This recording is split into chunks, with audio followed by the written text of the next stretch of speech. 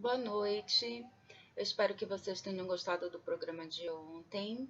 Meu nome é Daniele Távora. Eu estou substituindo o Haddad por alguns dias até o final de julho.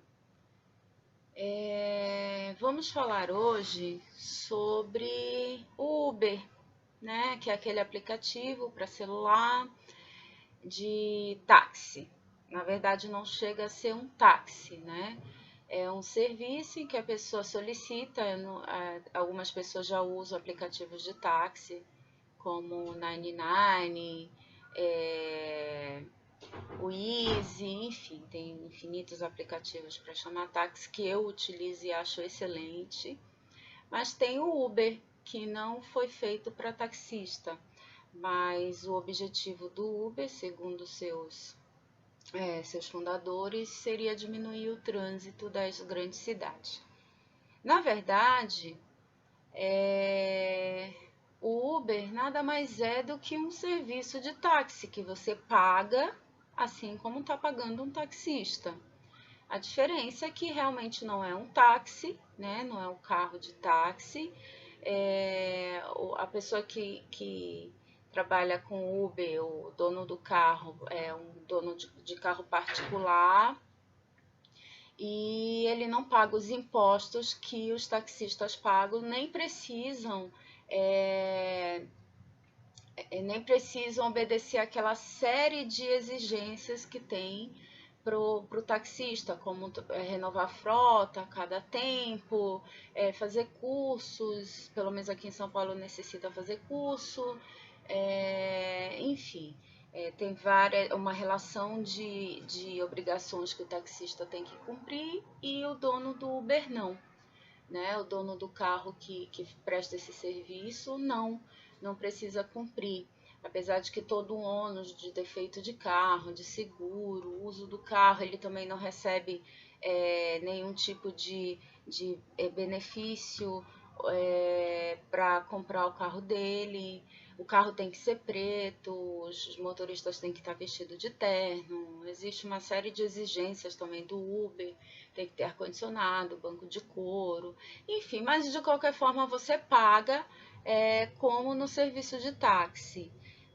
Se eu não me engano, a diferença é que no Uber você pode dividir a corrida com alguém, né? O que no táxi, na prática, você acaba fazendo isso. Às vezes você pega táxi com um amigo e acaba dividindo essa corrida. Eu concordo, eu acho que assim, a tendência da sociedade é sempre avançar através da tecnologia. Mas tem tecnologias que nos trazem a melhora, né? Nos trazem benefícios e tem outras que não. Do Uber, eu não tenho ainda uma opinião formada sobre isso, porque é algo muito novo. Eu nunca usei o serviço do Uber, já usei de aplicativos. Aliás, eu parei de pegar táxi em ponto, eu sempre chamo pelo aplicativo, que é mais cômodo e é mais seguro. E assim, eu não acho justo com os taxistas que pagam infinitos impostos, que tem que seguir uma série de exigências do governo, dos órgãos reguladores. Então, eu não acho justo com os taxistas que exista esse tipo o Uber, fora que nem é tão seguro como o serviço de táxi, né? Pelo menos para quem usa aplicativo, eu acho extremamente seguro, porque você pode ver qual carro pegou, enfim, quem é o motorista, a placa do carro, enquanto você está lá no celular, vai aparecendo o itinerário, pelo menos quando a gente pega o táxi através de aplicativos. Então, eu acho muito válida essa essa reclamação que está tendo dos taxistas, essa mobilização, apesar de não concordar com a violência que alguns usam, de furar pneu de quem usa Uber, de tirar passageiros de dentro de carros que utilizam Uber, e isso eu acho inaceitável, né? Mas é um tema para a gente refletir. Até que ponto a tecnologia é benéfica, até que ponto a tecnologia é justa, até que ponto ela veio para nos ajudar. Então a gente tem, não é porque é tecnologia, né, não é tudo que é tecnologia que é benéfico para a gente, ou para alguns trabalhadores, por exemplo, seria o mesmo de um profissional que trabalha, que tem seu escritório, que paga os impostos direitinho, que é regularizado e cobra um preço. Aí vem outro que não faz nada disso, que é um profissional que nem é formado para isso, que não é especialista nisso, cobra um serviço bem mais em conta, porque realmente não paga os impostos para o governo. Por um ponto de vista, é até interessante, porque ele não está pagando imposto para o governo e a gente que é usuário acaba pagando mais barato. Mas por outro, existe a questão de estar certo com a lei, né? De você estar seguindo as regras direitinho. Então a gente tem que analisar, pensar, e eu acredito que se proibir o Uber não será uma coisa ruim.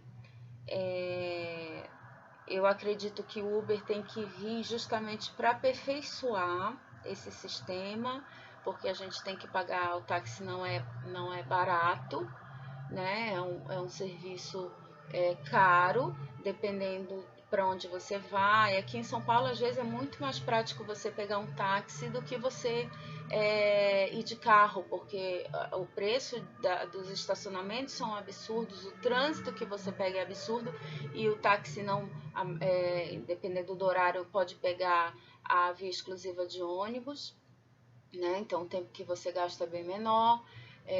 O combustível, o gasto do seu carro, o perigo, enfim, às vezes é muito melhor, dependendo do lugar para onde você vai e quantas pessoas que vai com você, pegar um táxi do que pegar um ônibus.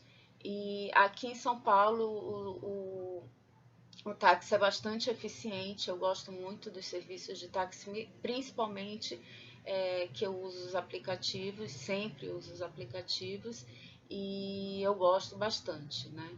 Então, que o Uber venha pelo menos para aperfeiçoar o nosso sistema de transporte, né? Não acabar nem com o Uber, mas assim, aperfeiçoar, vamos usar mais a racionalidade, vamos ser justos, né, com os taxistas que realmente estão na profissão e que não é nada fácil. Outro assunto que eu queria abordar e que eu venho falando há muito tempo.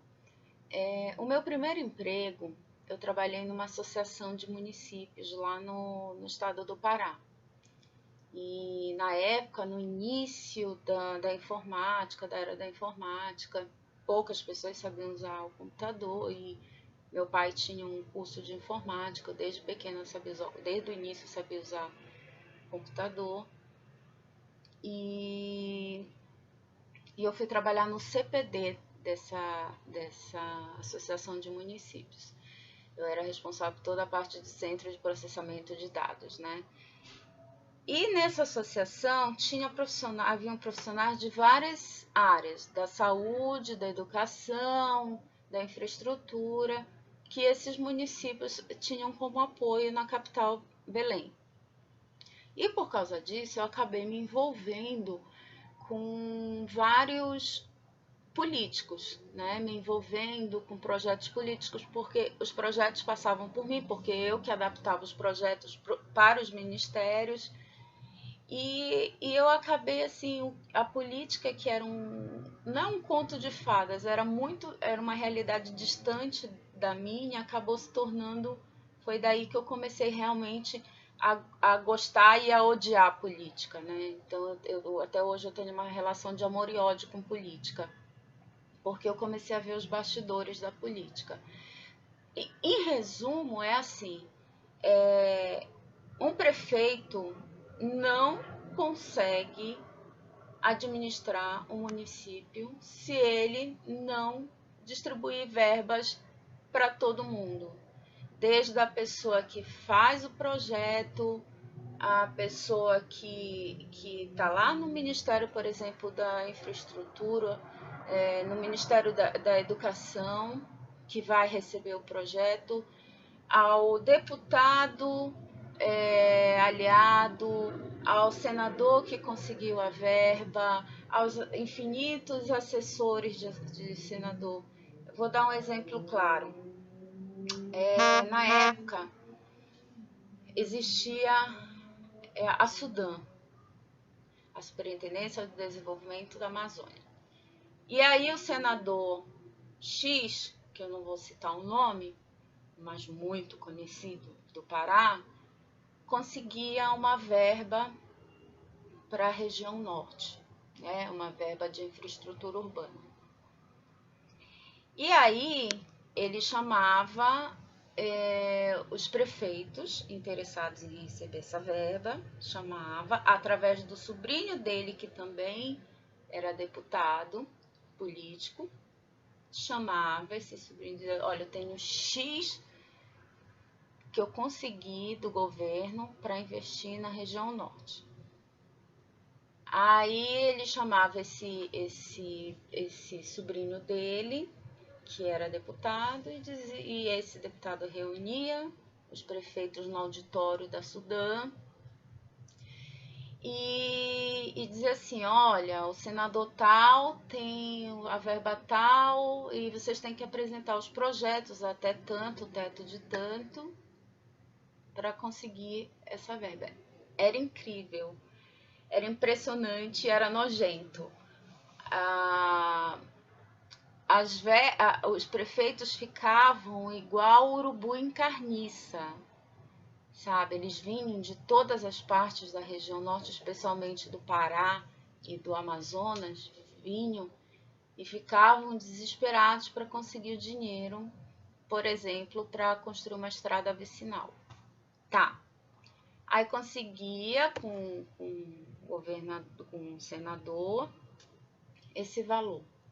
Digamos assim, vou dar um exemplo por alto, uns 100, 500 mil, tá? 500 mil é do município tal para construir a estrada tal. Só que o prefeito tinha que adaptar esses 500 mil, porque ele tinha que dar X para o senador, Y para o deputado aliado do senador, Z para o projetista que ia fazer o projeto, K para a pessoa que estava lá no órgão, para poder sair mais rápido. Era todo o alfabeto, a relação de pessoas para quem ele tinha que distribuir o dinheiro, fora o que ele ia embolsar. Muitos, eu não vou dizer todos, muitos eu conheci honestos, prefeitos honestos que realmente pagava esse valor, porque senão ele não teria dinheiro nenhum para construir a estrada. Mas ele não ficava com nada. Ele só pagava o suborno. Ele pagava, ele era intimado a pagar, senão ele não receberia. Mas eu conheci alguns que realmente não ficavam com o dinheiro. O interesse dele era realmente resolver o problema da sua cidade. Mas não existe um político no Brasil que consiga governar, que consiga administrar, sem pagar suborno, sem pagar um dinheirinho para todo mundo em órgão público. Não existe, não existe. Eu que fazia, que adaptava os projetos para o computador, que naquela época quase não tinha, era mais na máquina de datilografia, eu recebia uma parte, mas era pelo meu trabalho. Não porque eu estava assim, não, olha, essa parte é destinada a você. E essa parte não era tirada do dinheiro da prefeitura, era tirada do dinheiro que era para estar construindo a estrada, né? E assim, era um absurdo. Eu participava de almoços com prefeitos tal, e eu via o desespero deles. Poxa, entrou 500 mil, por exemplo, para construir a estrada. A estrada, uma estrada boa, eu vou gastar no mínimo uns 400 mil, e só vai me sobrar 200. O que eu faço com essa estrada? Eu vou construir de qualquer jeito, porque eu tenho que usar, eu tenho que prestar conta. Então, assim, a corrupção está enraizada, não é de cima para baixo, é de baixo para cima. Aliás, é mão dupla, né? De cima para baixo, de baixo para cima. Mas a pior, a que come mesmo o Brasil, a que destrói, é o câncer do Brasil, que é a erva daninha do Brasil, são esses órgãos públicos que os servidores não recebem mal, não recebem, porque hoje no Brasil você vê servidor ganha bem, tem estabilidade política, tem tudo, e não precisa, quer dizer, não é que não precise, mas comparado ao resto da população, o salário do resto da população, realmente não precisa desse dinheiro de suborno. Mas não, eles aproveitam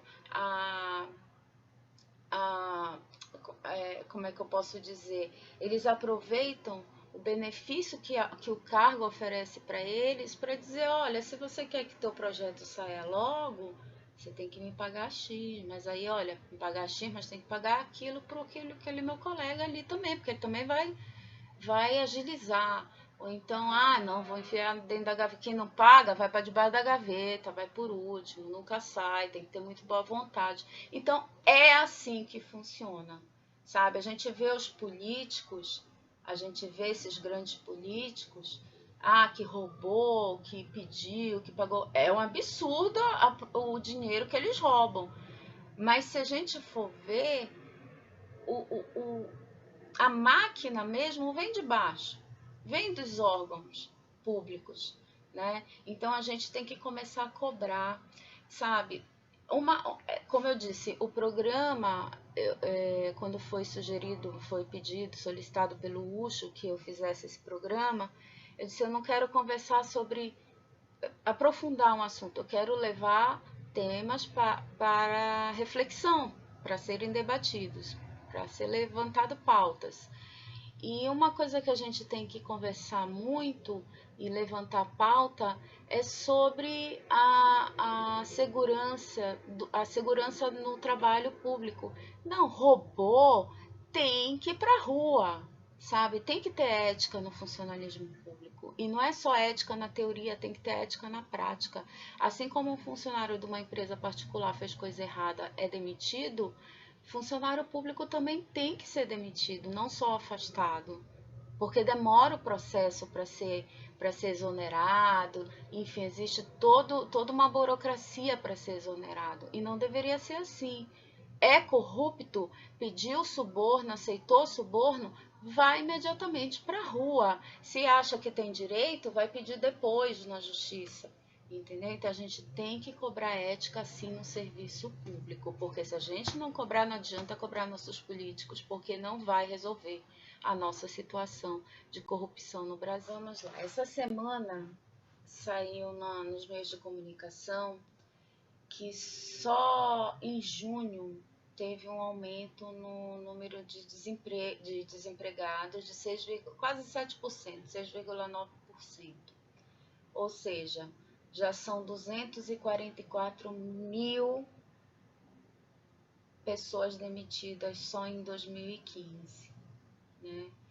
E esse número vai aumentar, infelizmente esse número vai aumentar daqui para o fim do ano.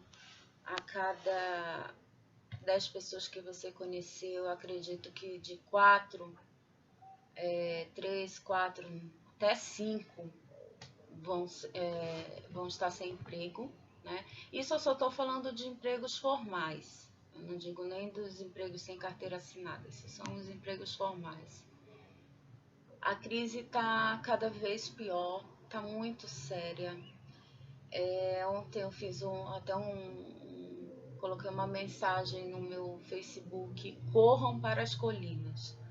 Quem tem condições de sair do Brasil, que saia agora, porque nos próximos anos vão ser uns anos muito difíceis para a gente. O governo prevê que essa crise vai até 2017, 2018.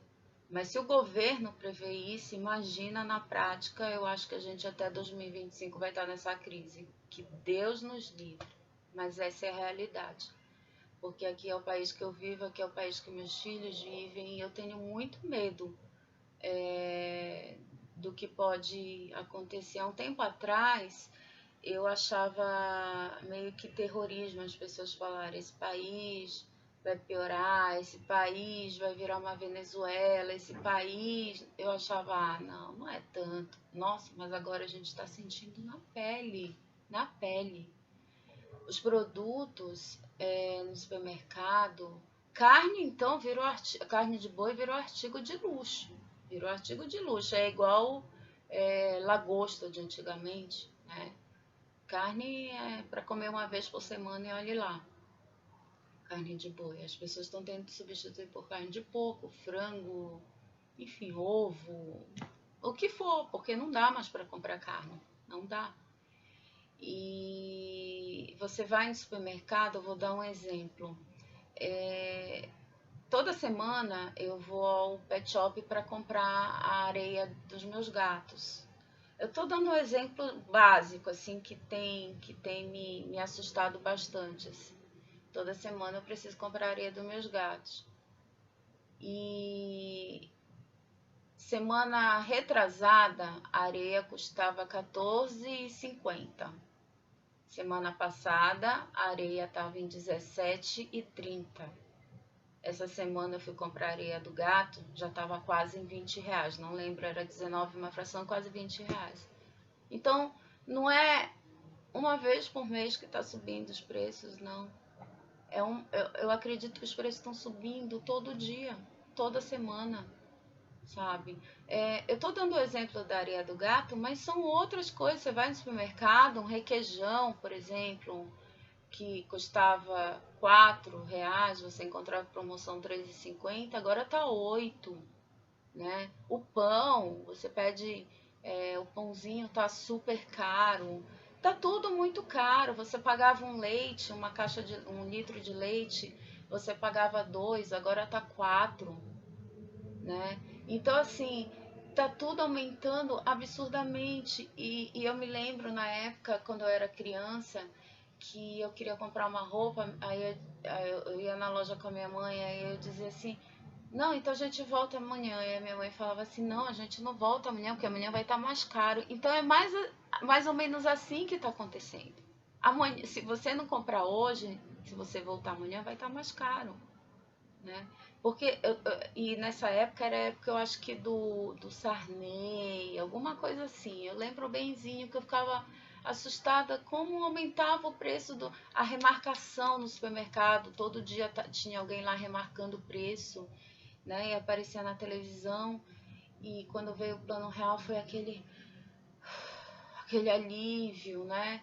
Então é isso que está acontecendo. Só que agora não tô no papel de filho, eu tô no papel de mãe, né? Que eu tenho que trazer comida para os meus filhos, que eu tenho que fazer supermercado, que eu tenho que colocar combustível, que eu tenho que pagar isso, que eu tenho que pagar luz. A minha luz mês passado vinha R$120. Eu fui abrir a conta morrendo de medo, abri bem devagarzinho, assim, bem com medo da conta, porque já tinha avisado que a luz ia aumentar. A luz R$254, eu pagava 120. Então, sabe, esse tipo de... E o salário não aumenta, o salário não aumenta, o nosso salário não vale mais nada, nada. Eu não sei, juro por Deus, eu não sei como um chefe de família consegue viver com um salário mínimo por mês, não sei. Ou uma mãe de família consegue viver com um salário mínimo por mês, sabe? Não tem como. É impossível. O salário hoje não vale absolutamente nada, né? E quase 250 mil pessoas demitidas desde o início do ano. Quantas pessoas, quantos chefes de família, sabe? Quem tem seu emprego vai ter que se agarrar no seu emprego. E eu estava pensando nisso essa semana, existem pessoas, empresários inescrupulosos, que vão usar isso para ameaçar. Vai ter cada vez mais funcionários insatisfeitos, deprimidos. Por quê? Porque vão ter que, não vão poder exigir os seus direitos, e empresário mau caráter vai usar isso como desculpa para não aumentar salário, para não dar benefício. Vai dizer, ó, ou você aceita isso ou você vai ser demitido, e quem for demitido, como é que vai conseguir emprego? Né? Então, tá um inferno. Como eu falei, eu acho que foi no primeiro programa, vários amigos meus estão indo embora do Brasil. Se eu não tivesse filhos, o meu filho mais velho tem a ideia de morar fora do Brasil, e eu dou maior apoio para ele. Quando ele terminar o ensino médio, antes dele fazer vestibular, vou mandar ele estudar fora para poder não só adquirir experiência, para ver se ele consegue uma oportunidade lá fora.